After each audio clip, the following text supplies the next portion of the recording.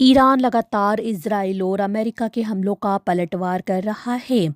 Middle east देशों पर क्यों हमला कर रहा है ईरान? अमेरिका और इजराइल ने फरवरी और मार्च 2026 में सीधा हमला शुरू किया है, जिसमें कई सैन्य ठिकानों पर एयर स्ट्राइक्स किए गए हैं।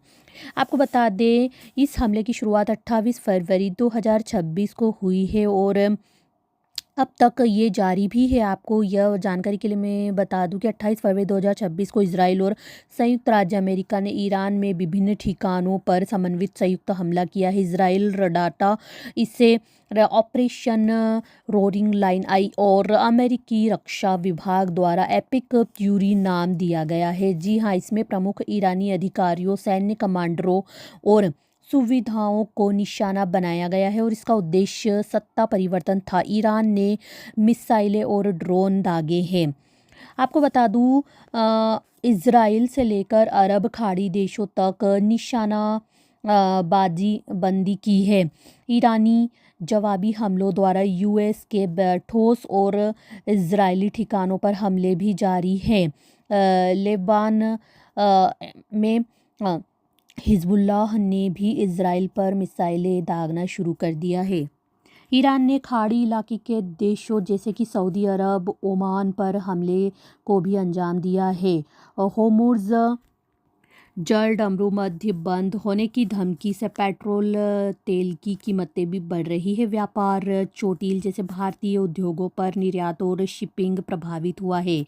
इजराइल प्रधानमंत्री ने कहा कि यह ऑपरेशन सालों नहीं कुछ समय में ख़त्म होगा, लेकिन संघर्ष जारी रहेगा। यह संघर्ष व्यापक मिडिल ईस्ट संकट का हिस्सा है, जहां इराकी मिलिशिया ईरान के पक्ष में अमेरिका और इजराइल को निशाना बना रहे हैं। अमेरिकी सेना ड्रोन लॉन्च सेंटरों और हथियार डिपो को लक्षित कर रही है। अमेरिकी हमलों और ईरान के पक्षधर लोगों की मौत के बाद बगदाद में प्रदर्शन शुरू हो गए हैं। इराक अब तक अस्थिर क्षेत्र बन गया है, जहां इन संघर्षों के कारण क्षेत्रीय अस्थिरता बढ़ने का डर है।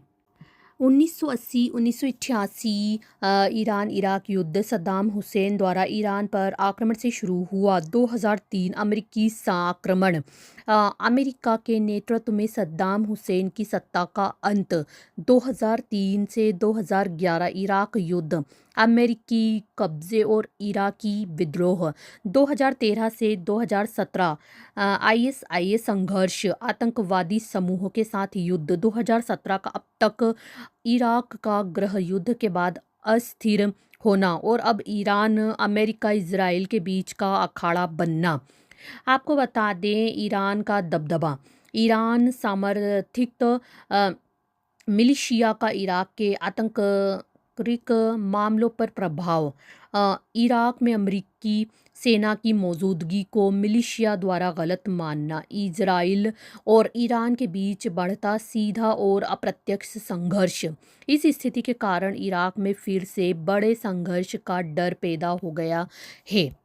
2024 में ईरान ने इजराइल पर मिसाइलें दागी। जून 2025 में बड़ी लड़ाई उठी, जिसमें ईरान ने 150 प्लस मिसाइलें दागी और इजराइल ने एयर स्ट्राइक किए। इस दौरान शोध संसाधन जैसे इजरायली साइंस हब भी मिसाइलों की चपेट में आए और भारी नुकसान हुआ। इजराइल और अमेरिका दावा करते हैं कि ईरान परमाणु हथियार विकसित कर रहा है, जिसे रोकने के लिए उन्हें हमला करना पड़ा। ईरान का प्रभाव लेबनान, इराक, सीरिया, यमन आदि में फैल रहा है, जिसमें इजराइल को लगा कि सीधा खतरा है। यूएस ने इजराइल के हमलों में साथ दिया, जिससे संघर्ष और बढ़ गया है।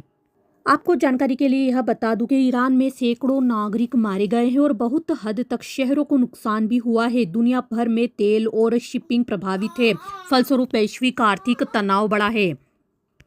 अरब देशों और यूरोप के नेटवर्क में भी तनाव की लहर फैल चुकी है। रूस, चीन और अनेक देशों ने इस युद्ध पर चिंता व्यक्त की है।